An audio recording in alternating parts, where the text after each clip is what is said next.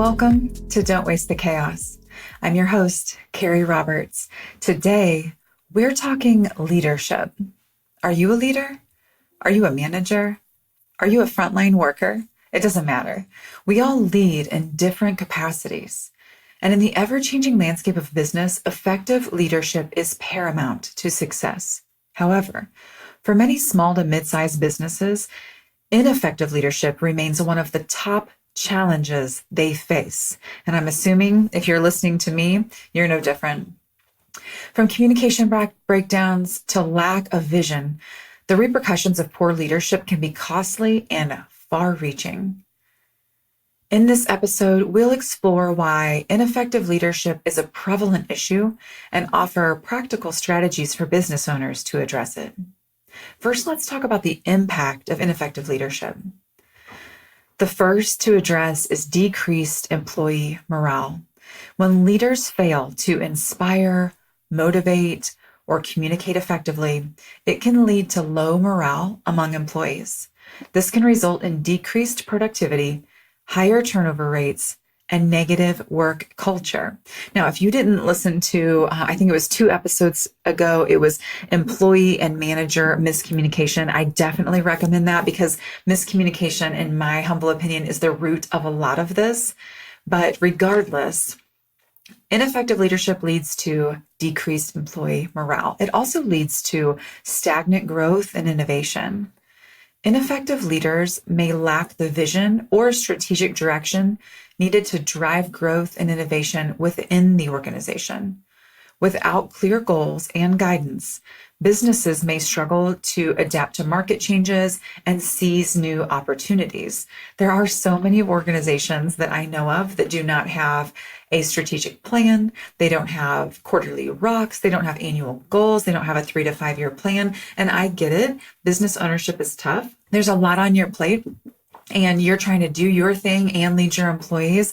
But I just want you to know that this is ineffective leadership and it's going to cause stagnation when it comes to your growth and your ability to innovate. It's also going to impact your decision making. It's going to make poor decision making. Leaders who are indecisive or lack critical thinking skills can hinder the decision making process, leading to missed opportunities or costly mistakes. Ineffective leaders may also struggle to delegate tasks or empower their teams to make decisions independently. Ineffective leadership is lack of decision making.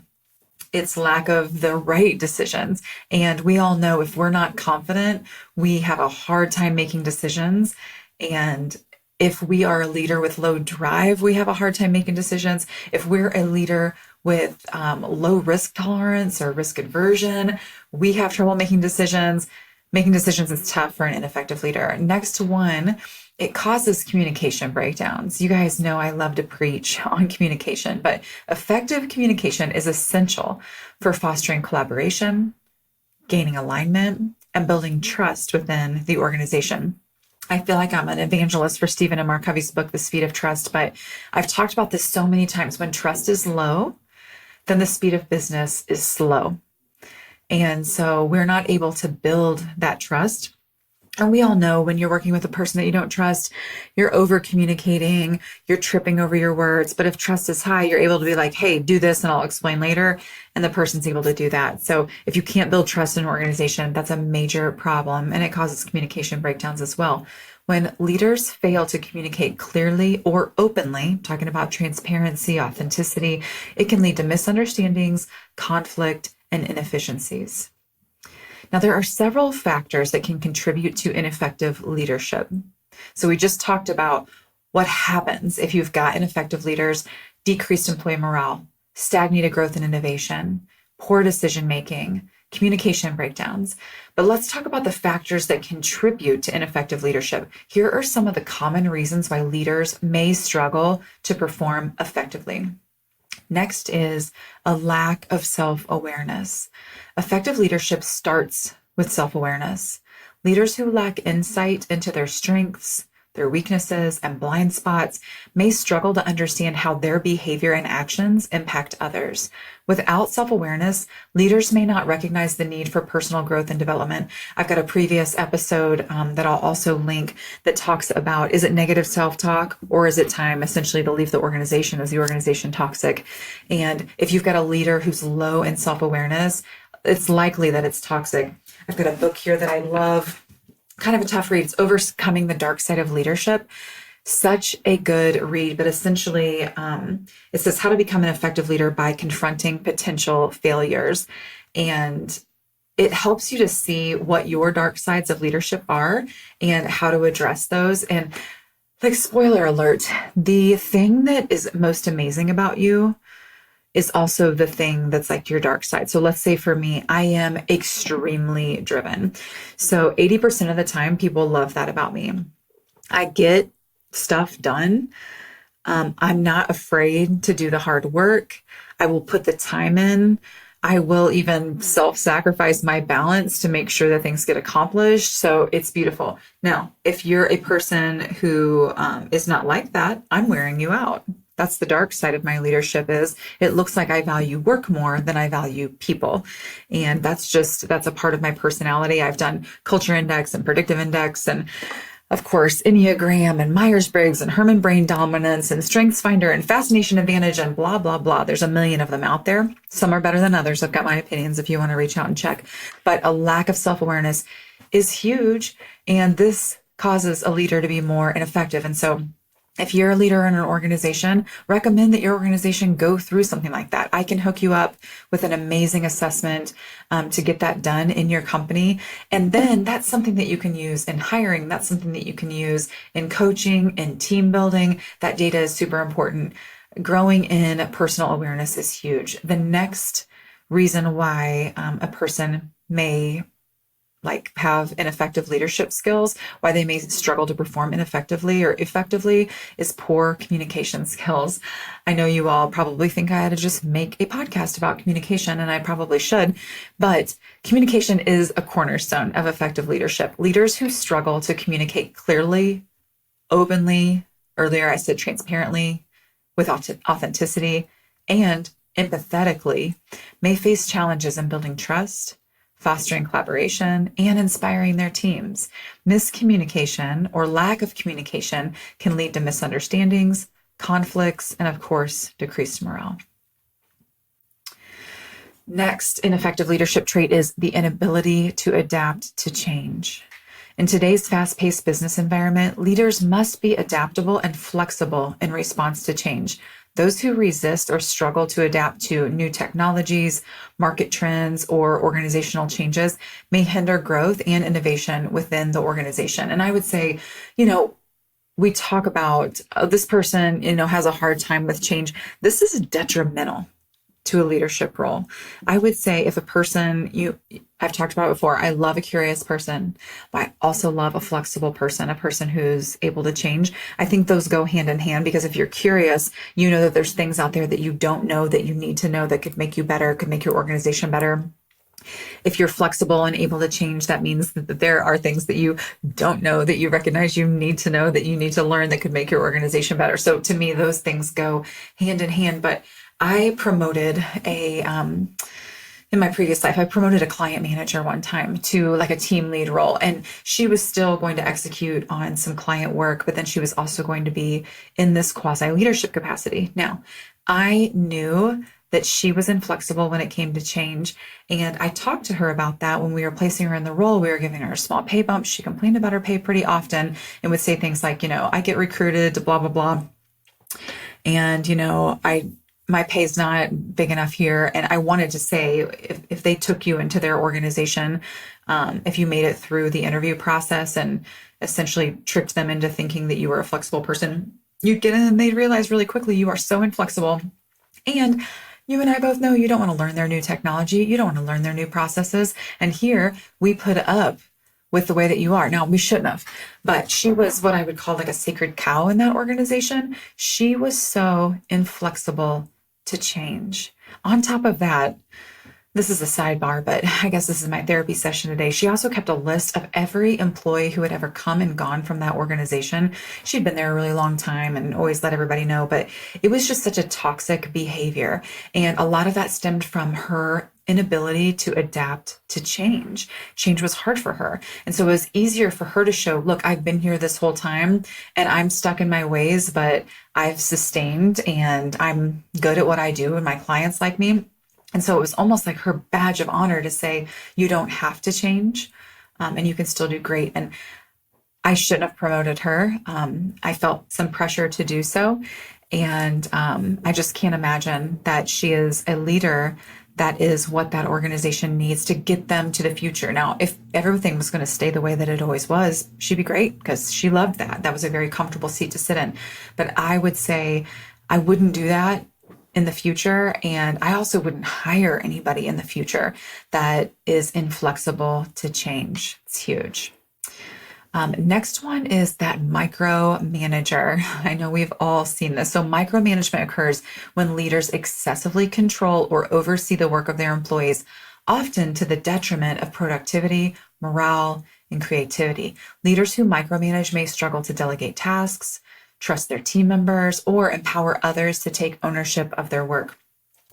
I had a colleague years ago that worked all of the time. I'm talking like high stress person, not healthy, would be up at 3 o'clock in the morning emailing their employees, and really had an unrealistic perspective of his employees' availability as well. The moment he felt like something might go awry, he would clamp down, kind of belittle, and micromanage people to the point where they wanted to quit. And I saw this happen multiple times, and I saw multiple people while I was there actually quit that were highly capable people. Now, some of the people who weren't as capable, they stuck around, and it was just a perpetual toxic problem. But there were 2 people individually that left this person because they worked with him all the time because he made them feel the same way.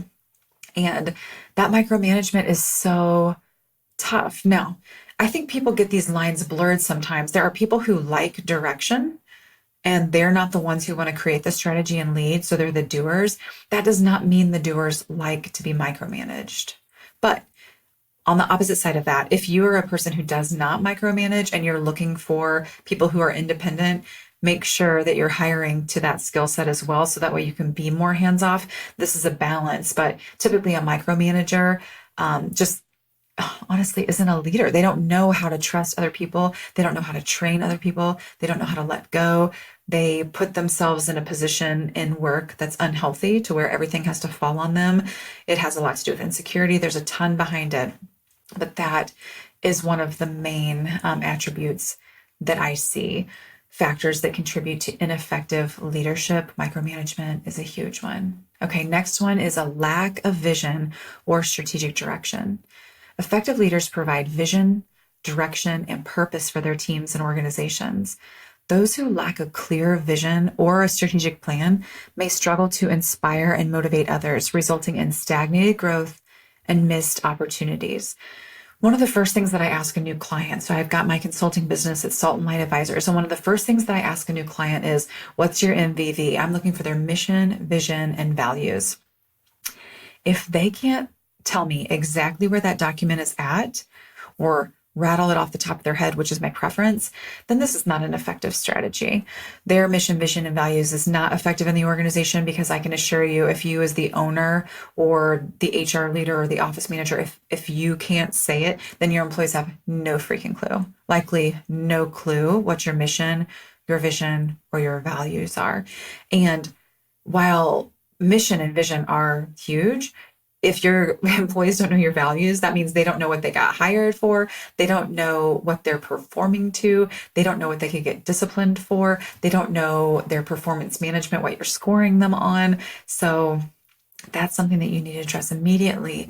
Definitely a shortcoming and a big flashing light, that lack of vision and strategic direction when it comes to ineffective leadership. Next is a failure to build and empower teams. Leadership is not about individual achievement. When I talked about that micromanager before and thinking everything had to fall on him, leadership is not about individual achievement, but about empowering and supporting others to succeed. Leaders who fail to build cohesive teams, develop talent, or create a culture of trust and collaboration may hinder organizational performance and employee engagement. Such an interesting thing. One of the organizations I was at in the past, I was making people uncomfortable based on what I was doing. And essentially, I was wanting to do all of these things. So all of these things that I'm pointing out that are ineffective leadership qualities, I was doing the opposite. I was trying to get all of these things in place, and I was making people so uncomfortable. What was happening was there were a couple of organizational owners, let's say partners in the organization, that did not have these skills, these abilities, hadn't worked on any of this, hadn't invested in it. And so every time I pointed out a shortcoming and that we were going to implement it, people were mad at me. And I should have known, I did know at the very beginning, but I was getting paid well, that was just going to be a toxic environment. I thought I would turn the tide. And what ended up happening is the senior leader of that organization was just too weak and he needed the easy button. And I get it. I am high drive and that's exhausting sometimes to people, but they brought me in to make change in the organization. I saw all of these shortcomings and I was there to deliver on it. So leaders, when I'm pointing this out, if there's something that I'm saying that's tugging at you a little bit and you're like, I don't know if somebody would say I was good at that. It's okay. Just work on it. Just do something to make it better. If you don't feel like you're good at building and empowering teams, let's work on it together, or get a coach, or pick up some books. I'm going to, in the show notes, I'm going to link a slew of books that I'd recommend. Listening to this podcast is a great first start. Listening to other leadership podcasts is excellent too. But your business and the success of your business hinges on this stuff. Next is a resistance to feedback and learning. Effective leaders are open to feedback, they're willing to learn, and they're committed to personal and professional growth.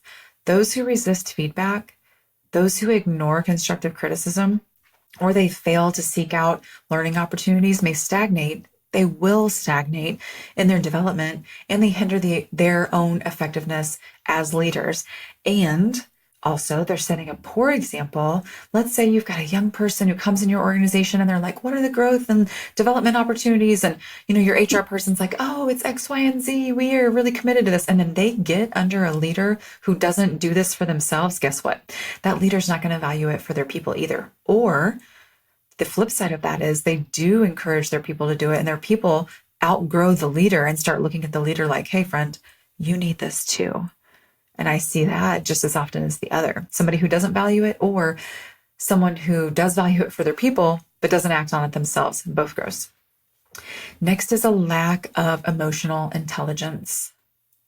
It's called EQ. Emotional intelligence, including some of the things we've talked about: self-awareness, empathy, social skills. All of these are critical for effective leadership. Leaders who lack emotional intelligence may struggle to understand and manage their own emotions, or effectively navigate interpersonal relationships, leading to conflicts and disengagement with the team. I've talked about in a previous episode about negative environments. Your team will disengage from you. If you feel like someone's pulling back from you, it's probably time to reflect and think, what have I done to possibly hurt this person? Or am I not safe? Am I not a safe place for this person? They're likely going to disengage from you. And it's probably because you've got a lack of emotional intelligence. Next one is inconsistent or unethical behavior. A leader must lead by example and demonstrate integrity, honesty, and ethical behavior at all times, inside and outside, in the office, at the office happy hour, in the office with their spouse, in the office, on their social time, on the golf course. Those who exhibit inconsistent or unethical behavior will erode trust, credibility, and morale within the organization, ultimately undermining their effectiveness as a leader. And I can tell you, our employees, they love to get us in a social setting to see, quote unquote, how we really are. How is he as a real person? How is she in real life?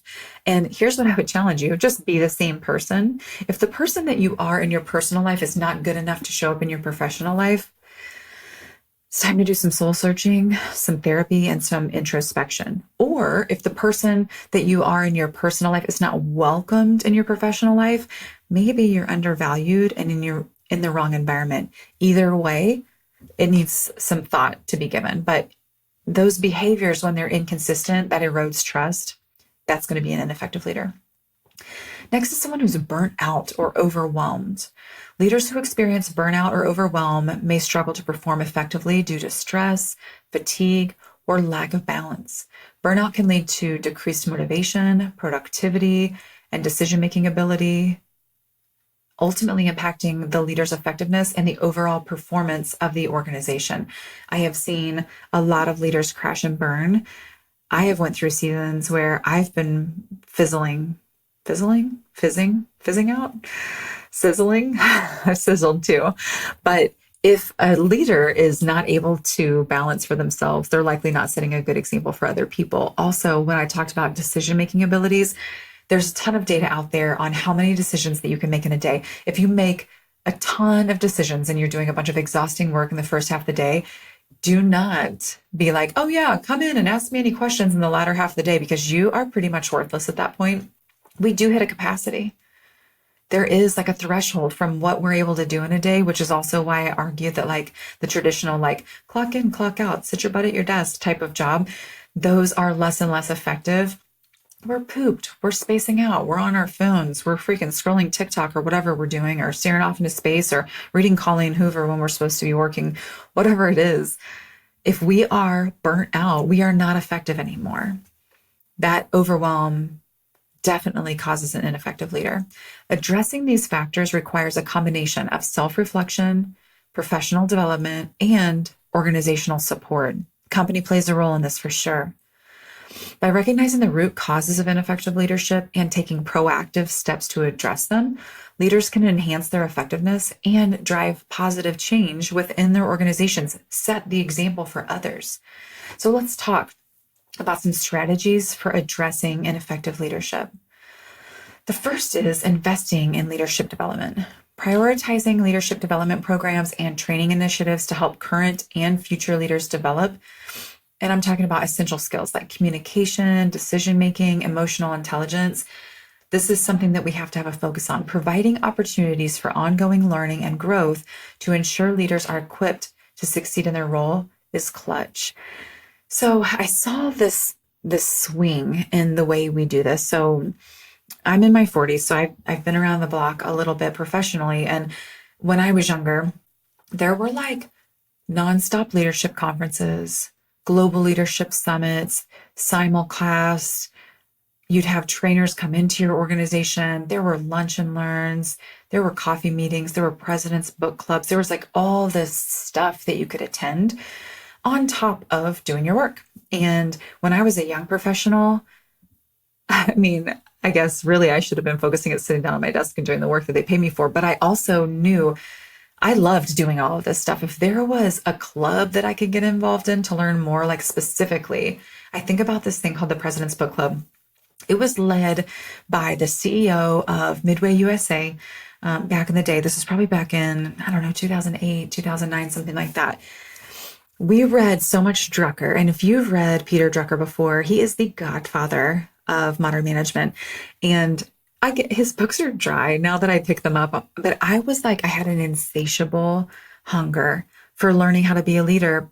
Part of it was I was young and inexperienced and I was trying to get somewhere. So I was aware of my need. The bummer is when you've got leaders who are already in the position. I'm going to say a lot of times they were promoted prematurely. I'm going to say all the times if they're this type of leader, they were put in a role that they shouldn't have been, either promoted prematurely or put in this position out of company need, but not out of fit. And they don't recognize their need to grow and learn. Bummer. You're going to have to demote them. And I've only seen one demotion in the last 20 years of my career go well. Everyone else, they just need to be fired. I hate to say that. You have hurt them as an organization. They might even know that they shouldn't be in that role. They probably feel their shortcomings deep down inside, maybe. Either way, demoting someone's hard after you put them in a leadership capacity. It's also hard for their employees to have them as a peer again. And so if you've got someone who you're putting leadership development opportunities in front of them and they won't take it, they're going to have to be promoted to client or customer. That's just a bummer. As an organization, if you're not putting those opportunities in front of your people, also a problem. Now, as an individual, I do not think it's okay for you to sit on your hiney and say, I don't know, they just don't provide me with any of those opportunities. When I hear employees say that, I'm like, blah, you're the worst kind of employee because you're blaming it on someone else and you're not taking ownership. So there's a part of that. The employee needs to take ownership, but also as an organization, what do you want and need, and provide training and skill development for that. So you need to take ownership of that as the organization as well. Next is lead by example. So if you're a business owner, you're a senior executive right now, lead by example and demonstrate the qualities you expect from the leaders that report to you. Foster a culture of transparency, accountability, and continuous improvement. Show empathy and humility in your interactions with employees and be open to feedback and constructive criticism. There's a lot of times a senior leader doesn't want to give feedback to a leader under them that they're having a shortcoming because that senior leader sucks at that and they know it. No. There would be no pastors, no school teachers, no therapists, no coaches, no consultants if we all waited to be perfect in every facet of life before we gave someone feedback. So leaders, you've got to recognize this. You have to give feedback to your people, even if you're not perfect at it. Amazing trust building opportunity to say, I struggle at this as well. I see it in you. I'm trying to address it. I need you to address it with me. Let's do it together. Let's read this book together. Let's make our coffee meetings about this. Let's blah, blah, blah. Like whatever it is, put a plan together. But you've got to model the behaviors that you want others to have. Next is clarify roles and expectations. I think from the very first episode, I have been preaching on this, and I'm not going to stop anytime soon. So keep tuning in. I'm going to keep giving it to you. Clearly define your people's roles. So I'm talking about job descriptions for every single position. I know this feels like an HR check in the box. There is a reason for this, you guys. If you don't have a job description, and I've said this on a previous episode, if you say, well, this person's a seasoned professional and I don't want to tell them exactly what to do, like they're creating the role. So they're going to build it out. Like news flash, you are setting that person up for failure. That person didn't work in your organization before, or maybe they did and it was in a different position. So telling them that they need to create the job for themselves and the job description for themselves and the performance metrics for themselves and on, yucky. That's not going to help. That is a really bad place to put a person, especially a person who wants to grow and be driven and be valued, because they're going to be like chasing a moving target around. They don't even know what you want. I always think about, I had a senior leader that I was working for and with and alongside, and we worked for several years together. And then the first time he gave me negative feedback, I was hot.